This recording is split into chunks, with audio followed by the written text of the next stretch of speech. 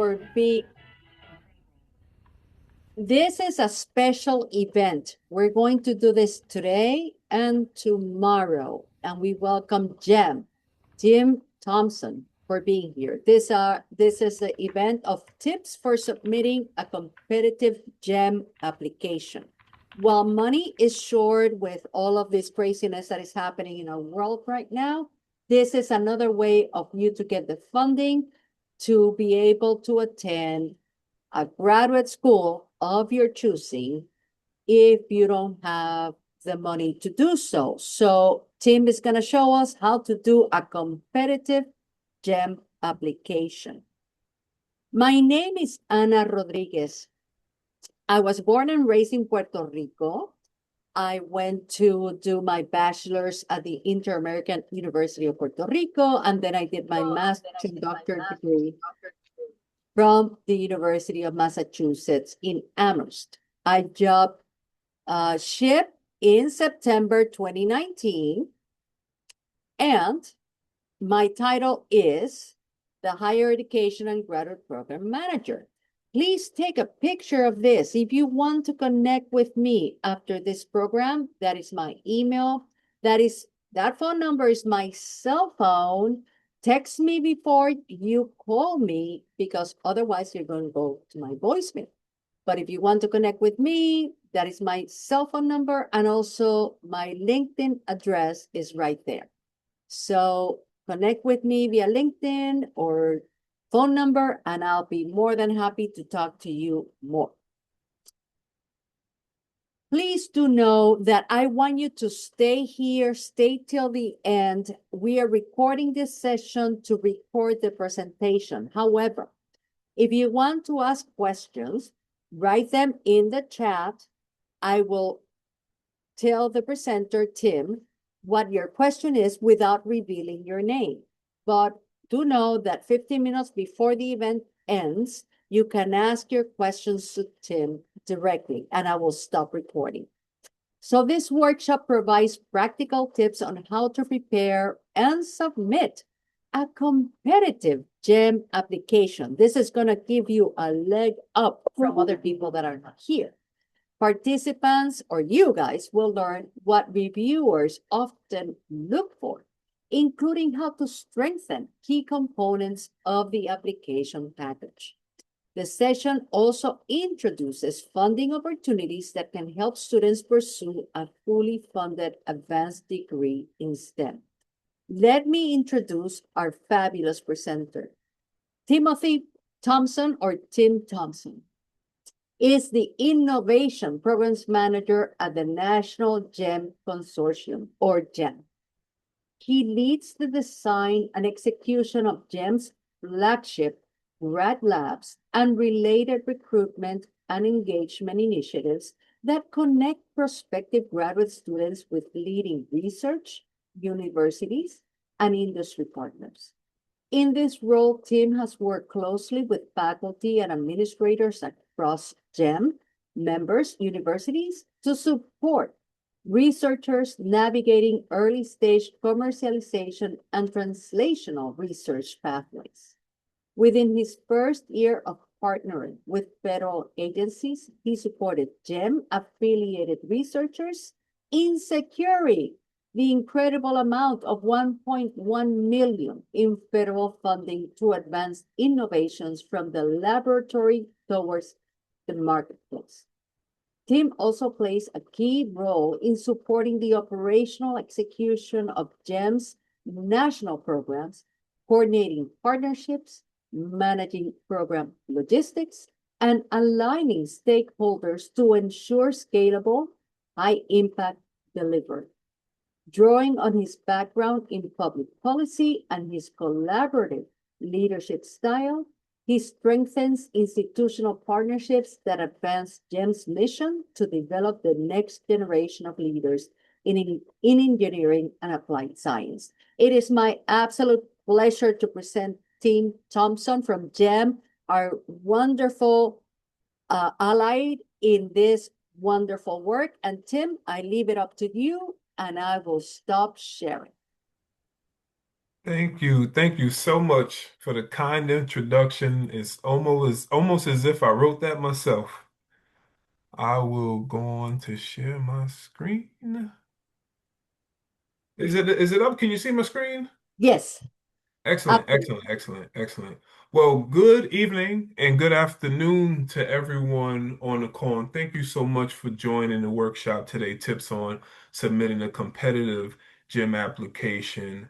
Again, my name is Tim Thompson. I'm the Innovation and Programs Manager for the National Gym Consortium. And it's part of my job to ensure that each of you on this call understand the value that a free advanced degree in STEM has for you.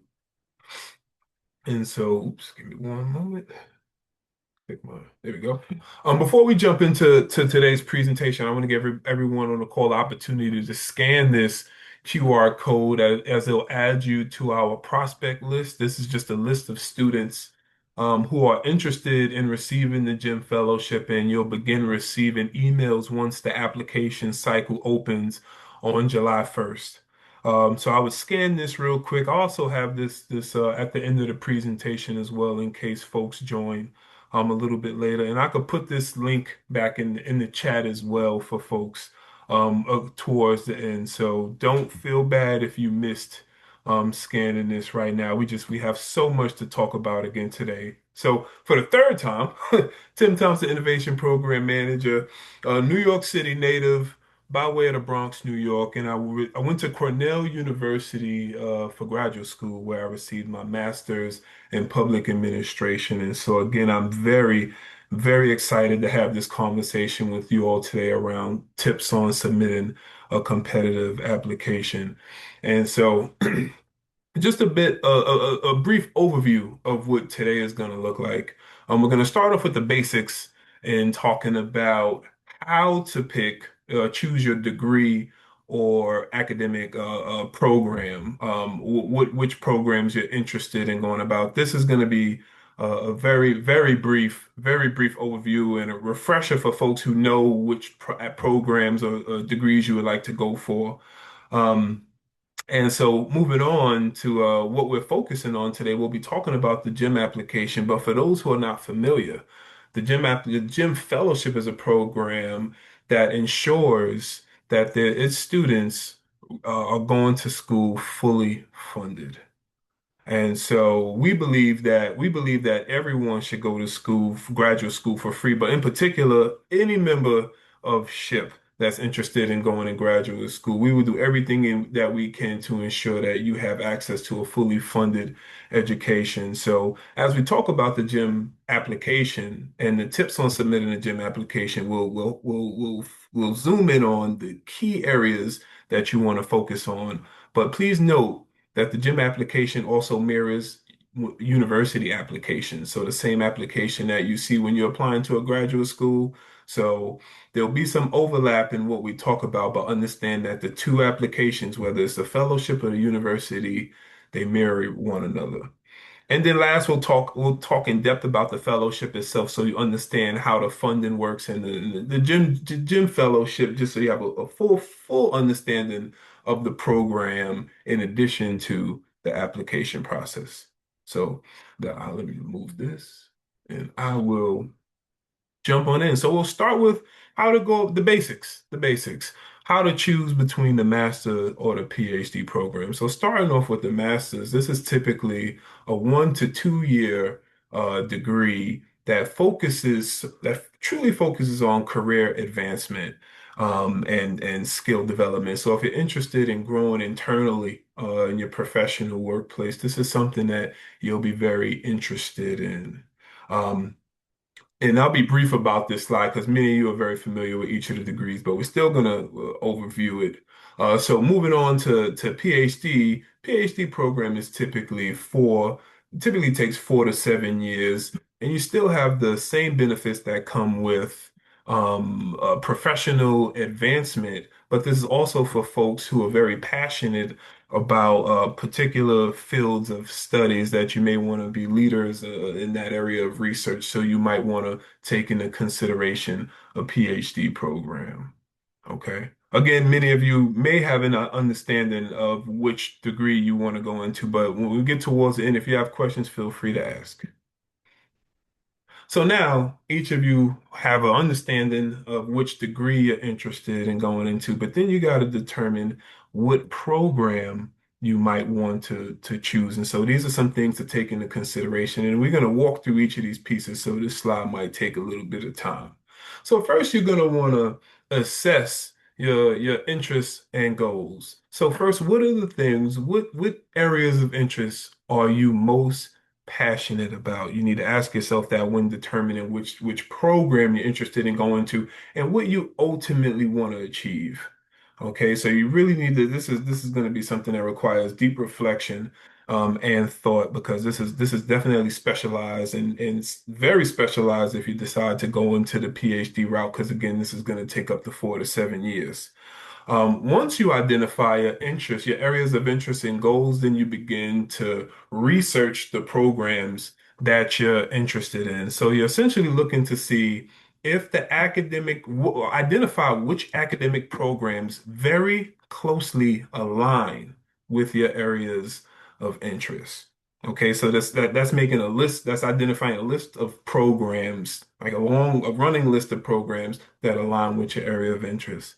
And once you have that, you're going to evaluate the program's reputation and faculty. And so this means doing research to identify if that program is a good fit. If you believe the research that the faculty are working on is a good fit with your interests, because you already know what your interests are, you know what the program, if the program aligns with your interests. So now you want to confirm that that program is a good fit. Next step to take into consideration is the program's location and resource. Now, many of you have went through this already when applying to undergrad, but for many of the gym fellows, they've applied to graduate schools that they didn't research the location. And I know for me, I'm from New York City. I went to school for graduate school in upstate New York. And that's the city called Ithaca, New York, which is surrounded by it's very outsides of Ithaca, New York is very rural, and so I still experienced the culture shock. And even though I was in the city, the state that I'm from, it was a lot colder. It was a big adjustment going to Ithaca, New York, rather than New York City for graduate school. And so I would imagine that's tenfold if you're going to apply for a PhD program. You absolutely want to do heavy research on the location and the resources of the academic program you're applying to. So does that program have the facilities that are necessary for the graduate work that you're going into, especially as STEM majors? These are the things that you want to focus on. Moving on, you're going to want to review the admissions requirement of each academic program. So it's not like applying to undergrad where you're looking at the admissions for the university, which for many cases they're similar with exception to deadlines. For graduate programs, the admissions requirements may vary drastically. So you're going to have to, once you identify those academic programs, you're going to have to go through each of them one by one to ensure you understand the admissions requirements of each of them. All right. Next, seek advice from mentors and professionals. I'm sure you hear this all the time, so we're here to share a more specific lane for seeking advice and is seeking advice from folks who are experts in your field of interest. So these are going to be your faculty and folks who have perhaps PhDs in your area of interest. All right, these are the folks that you're going to focus on seeking advice from when trying to determine which program that you're interested in. All right. Next is attend sessions and webinars. Each of you are doing that a great job right now. You're here, and even more importantly, you're part of SHIP. So you're already members of a robust STEM ecosystem, and you're taking advantage of these opportunities, and you're looking to build on that by being part of this conversation. So I would say continue doing the great work that you're already doing.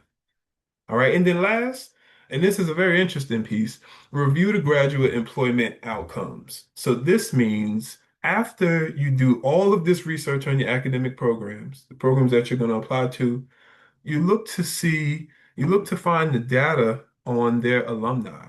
So how many students that graduate for the program, what percentage of them secure jobs right out of graduation? So you want to start doing research on the outcomes of their alumni to get a pulse on what may be your future as you matriculate into that program. Okay. A lot to take into consideration, but these are definitely things you want to focus on when determining which academic program you're applying to. And for all of the juniors on the call, this is definitely something you want to lock into right now.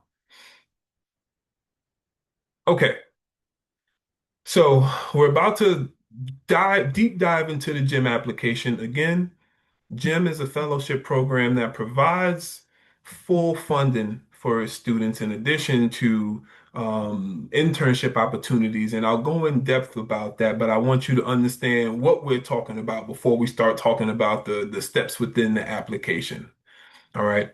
Now, there are 12 steps within the GEM application process, but there are four that you need to focus on in terms of drafting a competitive application. These are the areas you need to be most mindful of, and that's going to be your resume, research history, letters of recommendation, and the statement of purpose.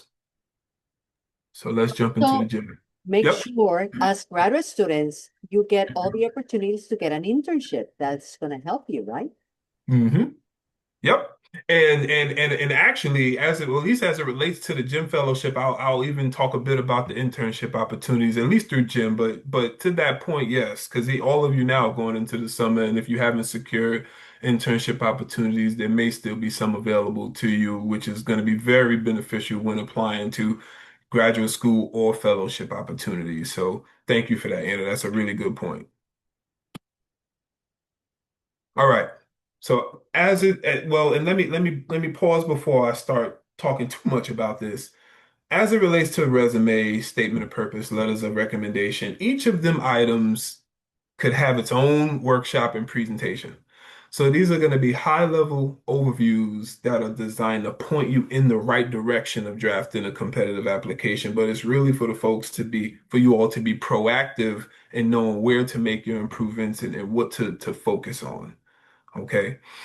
So when I say that and we talk about checking in with mentors and resources, you absolutely want to take advantage of the career centers that are at your universities. You definitely want to take advantage of that, especially as it relates to letters of recommendation and statement of purpose.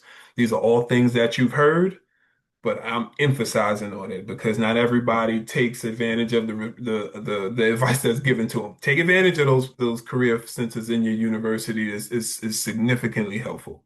Enough blabbering for me. I'm going to jump into the resume. I'll get back on focus.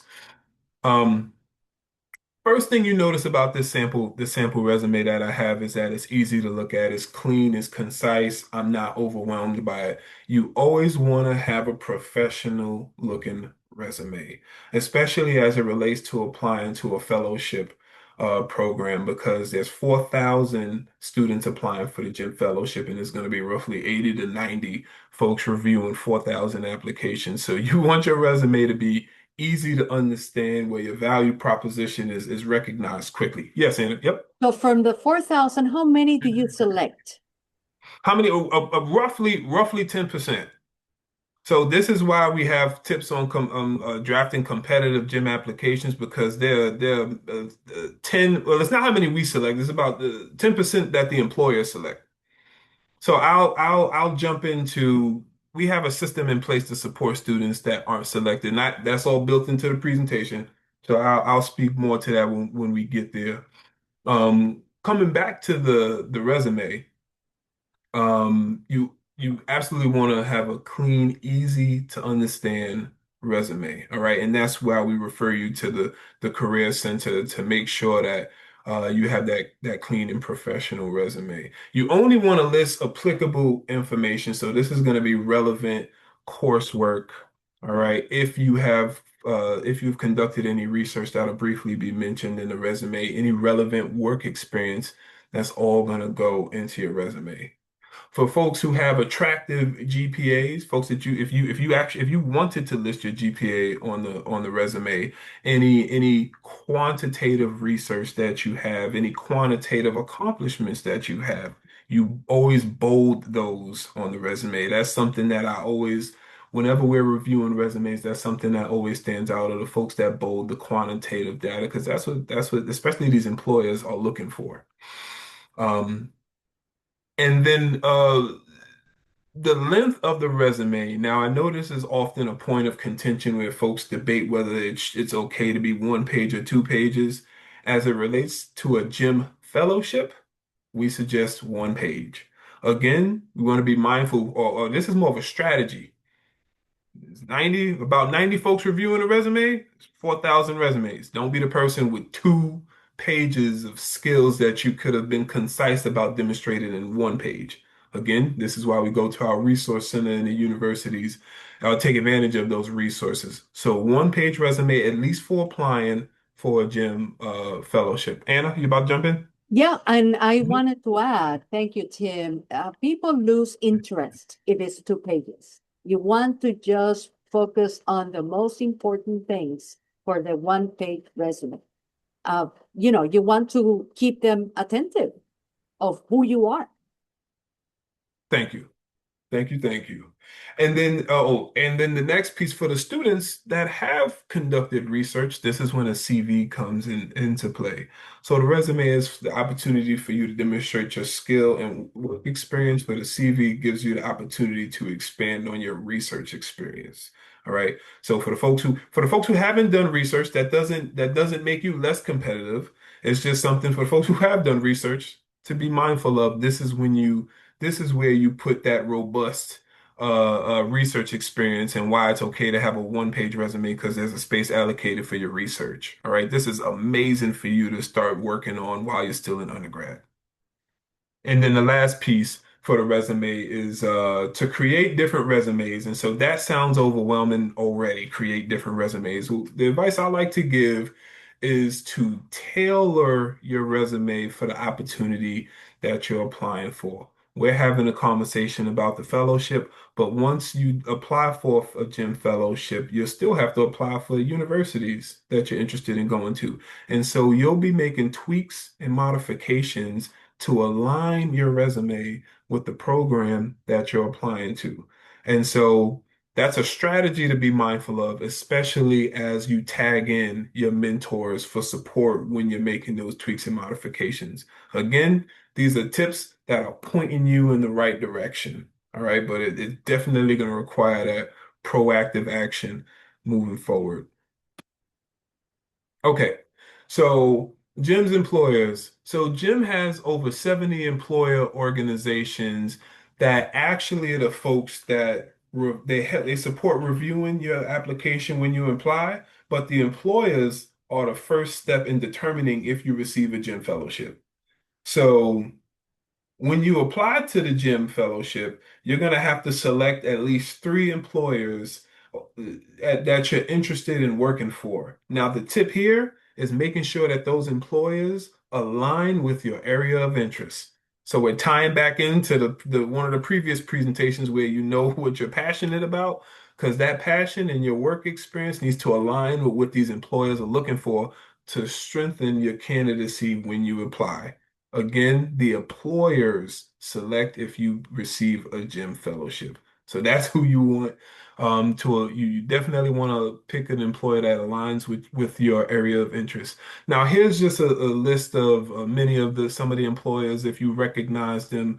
But when you start the gym application, so July 1st, when the gym application opens, and you start the application, you'll have access to who those employers are. Anna, I saw your hand.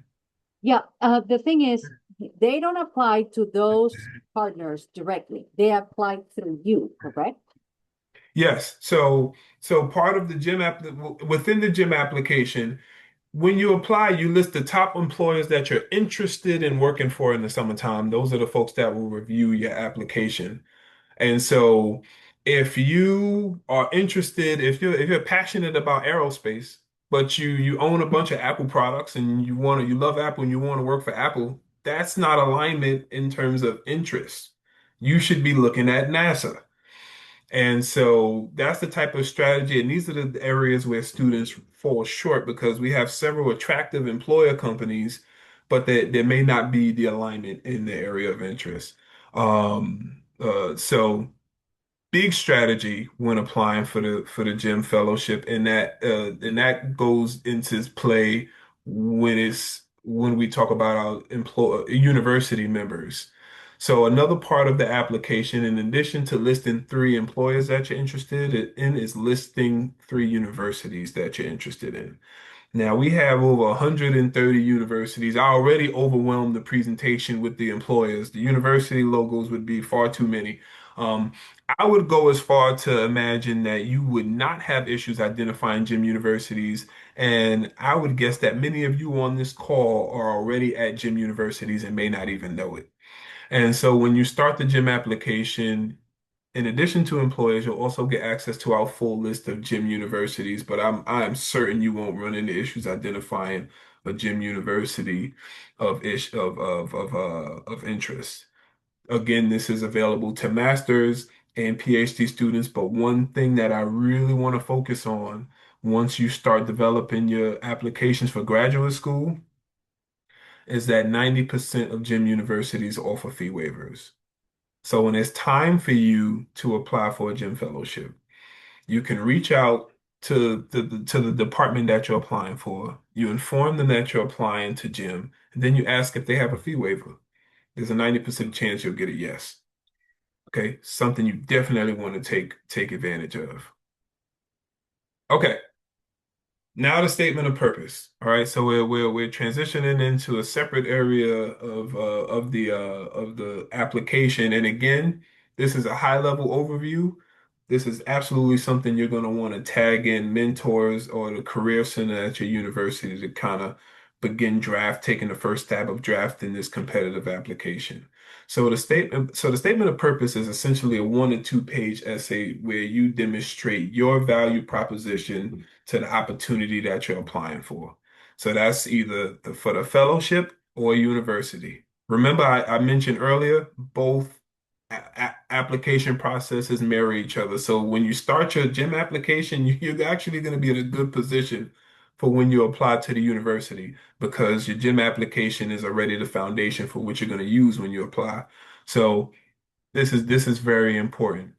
So essentially, with this, your statement of purpose needs to quickly address why you're passionate in the particular subject matter and what the goals are that you're looking to accomplish. You're also going to want to demonstrate how your experiences have prepared you for those goals. So that's really honed briefly, but very clearly identifying those experience, your academic, your research, those professional experiences that you have that are relevant to your statement of purpose. And the most important tip here is customization. All right. This is when I said tailor your resume, you're definitely tailoring your statement of purpose, especially when you're applying to universities. Okay, because you're going to want to take your relevant experience that you demonstrated in the statement of purpose and tailor it to that degree program you're applying to. So you're not you're tweaking your statement of purpose to fit perfectly in with the academic program that you're applying to. Okay. So that's going to be a common theme when applying to fellowships or universities is tailoring that resume, tailoring that statement of purpose for the opportunity that you're applying to. Okay. So some tips. Be concise. The same way that I said that that there's 4,000 folks applying for the fellowship. And you need to be concise about the resume. Being concise is always a good strategy to make sure once someone lays eyes on your materials that they're easy to digest. You want folks to quickly understand your value, the value that you bring to them, whether that's in the resume or the statement of purpose. All right, be honest about your gaps and deficiencies but don't belabor. So this means if you list challenges that you faced in your statement of purpose, be very brief about it. We're not going to spend cycles. We're not going to spend several paragraphs talking about challenges that you've overcome or faced. All right. Write and rewrite your statement of purpose, but make sure you have an expert reviewing that. So that's the career resources at the universities, but there should always be an expert in the field. So someone who has a PhD in your area of focus study, or a faculty member. And again, customize that statement of purpose. I can't emphasize that enough. Like, whether you hear customize or tailor it, that's going to be a common theme. Yes, Anna. Yes, we have a question from this participant that says, I am a rising undergrad senior. Is it a good time to apply for a master's? Is submitting a GEM partner university a replacement to applying straight to the university? Right. Now, was that did you say undergraduate senior? I don't know if I heard. Undergrad senior, yes. Going for a Oh, master. undergrad senior. There we go. Going to grad school. Yep, yep, yep. Okay. So if you apply for the gym, so if you're a senior right now, if you applied for the gym fellowship, you wouldn't be going to school for the upcoming cycle. Because the application window opens this July and closes in November. So there would be a year before you receive the fellowship. It doesn't mean you can't apply to grad school. So if you're looking to apply for your master's, that's really I can't advise you on whether now is a good time for you to apply on for your master's. You just wouldn't get the fellowship in your first year if you did receive you wouldn't receive the fellowship within the first year of your master's if you Yeah, did. but or he, the person is a current junior. So is this a good time to start applying? Oh, if you're a junior, okay. A junior, yes, if you're a junior, this is the prime time because you're submitting your application and so you're submitting your application, you're going into your senior year, and while you're preparing to graduate, this is when you're hearing back from the employers and your graduate schools. So, and we're going to get into that portion of the presentation. Yep, anytime. Thank you for the questions. But I do have a lot more to cover, and I might answer the questions as we proceed. So if you have a burning question, still feel free to ask. But there is a lot more that I need to get to as it relates to the application, well, the actual gym fellowship itself, because I would imagine that's where many of the questions are going to come from. Well, let me make sure I addressed everything on this slide. Forgive me. Okay, we spoke about customization. All right. So, so letters of recommendation. Who do you ask? At Jim, we're very upfront. Faculty.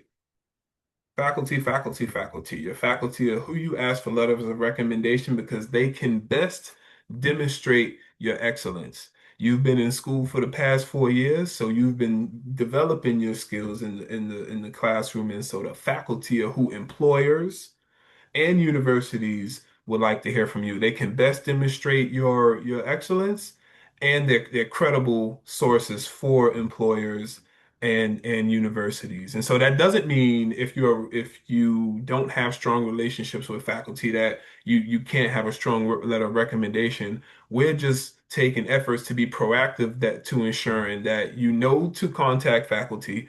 And if you're a junior, you have a year you have well, maybe half of a year to begin manifesting those strong relationships with faculty. All right. So the presentation says, don't ask friends, coaches, and religious leaders, but do so if they're experts in the field.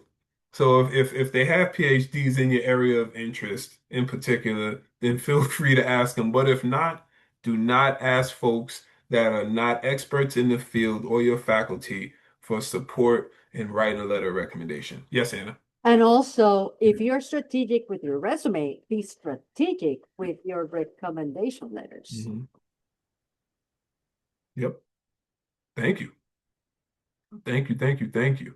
Um, okay. So then the last bullet down, generic letters versus glowing letters. I can't emphasize this enough. Your letter of recommendation needs to be enthusiastic. It needs to be enthusiastic, all right? And I'll speak a little bit more to that.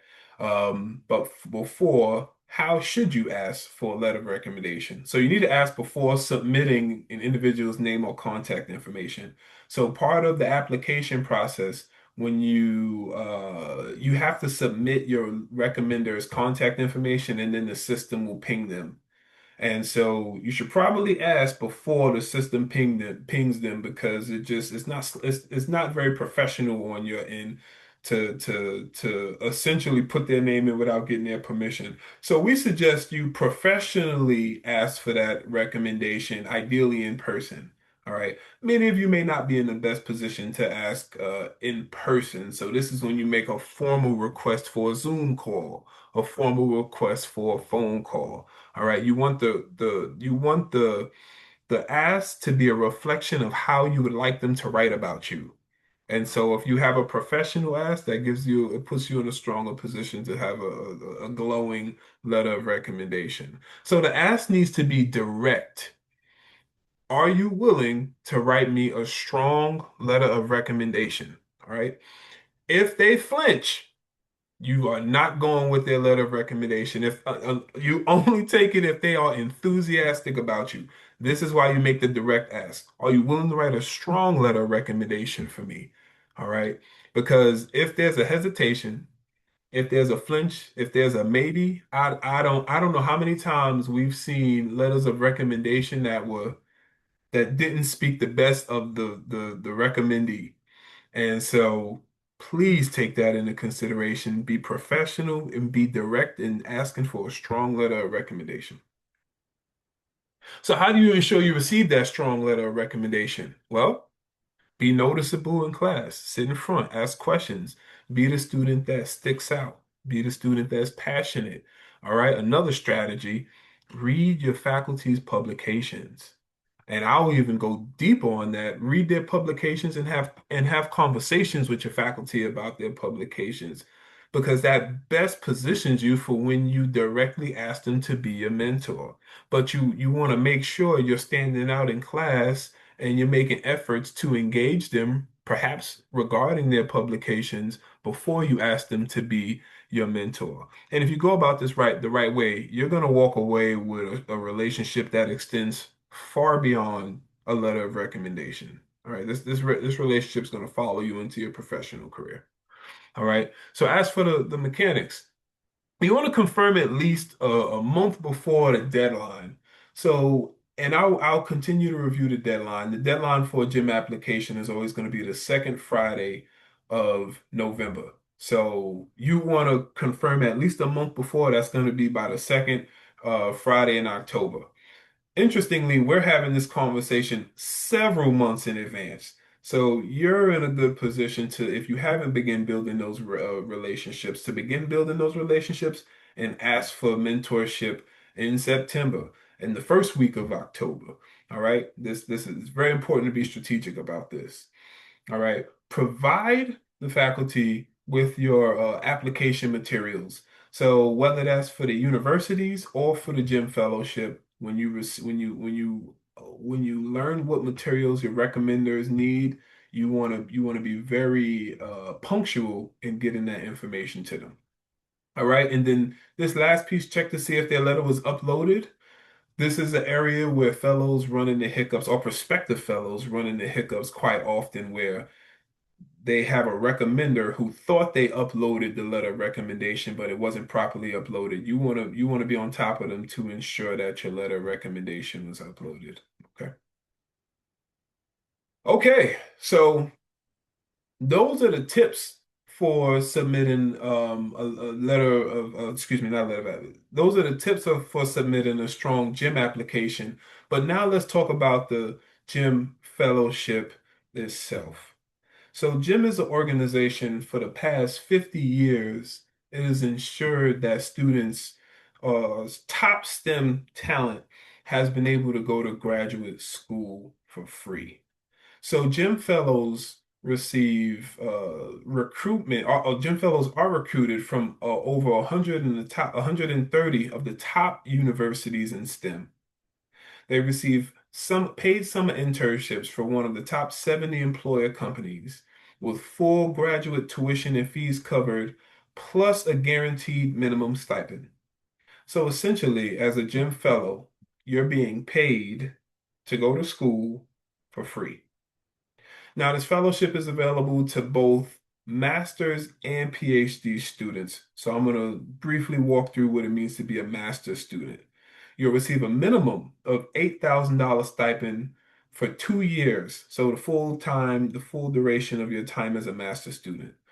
You'll receive full tuition and fees for gym or for the fellowship. So that's going to be whether your master's or PhD, and two paid summer internship opportunities. Now, this is significant for master's students because that means each summer in your master's program, you have a locked in, funded internship, which often turns into a full-time opportunity.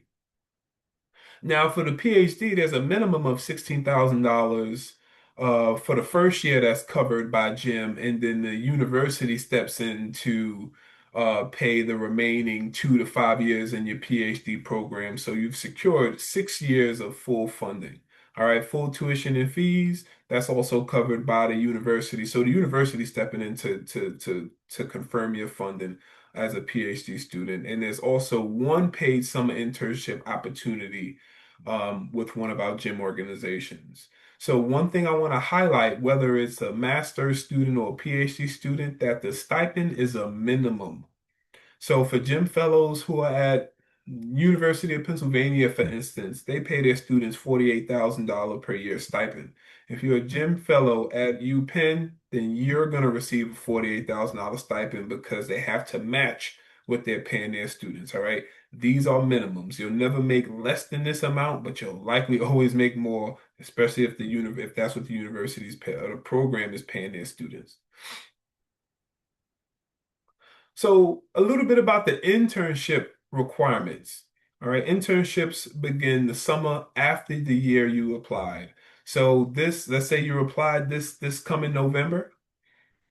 You applied this November 2026. That means your summer internship will begin the summer of 2027. Master's students are expected to complete 2 summer internships, where PhD students are only required to complete one. And all interns are evaluated as full-time employees. So this means you are treated and paid like a full-time employee during your summer internships.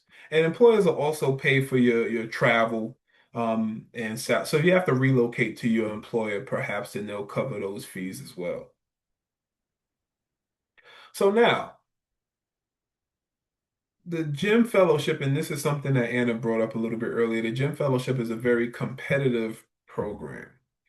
And so we have systems in place to ensure that you superstar students still have an opportunity to receive the fellowship, even if an employer wasn't able to select you. So I'll start by explaining the type of fellows that are selected by an employer, and then the ones that aren't, so you can differentiate between the two. So the first type of fellow would be a gym employer fellow. This is the traditional gym fellow. They're selected to have a summer internship. They receive a stipend. They're going to get full tuition and fees. But now we have the gym associate fellow. So these are students that may not have been selected by an employer, but they're still exceptional students, and the university is stepping in and say, okay, well, we're still enthusiastic about this student, and so we want them to be a gym fellow. So the university just steps in and gives you full funding. And so that's an associate fellowship. All right, so they'll receive a stipend and full tuition and fees. And next is a master's student who's exceptional, that wasn't selected to have an internship, but the university stepped in and said they'll take on the load for that student. So they'll receive full tuition and fees. So no matter which flavor of the fellowship you have, you're going to school for free. And so just a bit about how gym works. The application deadline is always going to be on the second Friday of November. This year, that's going to be November 13. All right. Applicants must submit a minimum of 3 applications to Gym University. So that means after you apply for the gym fellowship, you have to apply to at least 3 universities. Okay, this is to ensure that if you're selected by an employer, that you still get to go to school. All right, you don't want to receive summer internship and not get accepted to a school because you only applied to one school. So we require that you apply to 3, but you can apply up to 10. And always remember that 90% of gym universities receive a fee waiver. So always keep that in your back pocket. Um, so applicants must submit a minimum of 3 applications by the department deadline or January 15th. This means if your department deadline is January 10th, then you need to apply by January 10th. But if the department deadline is January 20th, then you need to apply by January 15th. So it's always by the department deadline or no later than January 15th. All right. Once you apply, industry interviews and the selection process will take place between January and April. So you'll apply in November, you'll prepare for the holidays. January, you'll start hearing back from the employer companies for interviews, and how, that's going to vary company to company. So we give a range between January and April. This is when you'll interview and hear back from your employer, where you'll hear back from the universities that you applied to no later than May 15th. Okay, so again, you're applying to the gym fellowship, which is different than applying to the universities, but you should hear back no later than May 15th. And then summer internships are going to start that summer. So just to walk you through the full cycle, you apply in November, and then that following January through April, you'll start to hear back from employers.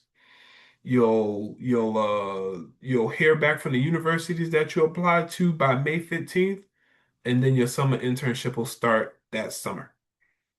And so with that, I yield my time for questions because I'm sure you have a lot of them. And for anybody who's on this call that didn't have an opportunity to scan this prospect form, this adds you to our list of prospective gym fellows so you could begin receiving information regarding the application cycle that opens January 1st. So please scan this QR code and fill it out. I promise it'll take you no more than 20 seconds to complete the form. It's just your name and your email. Awesome. Thank you, Tim. I am going to stop the recording. Please, everybody, if you can, please share your, open your screen. I'm going to stop recording. You'll hear it right now and ask your questions.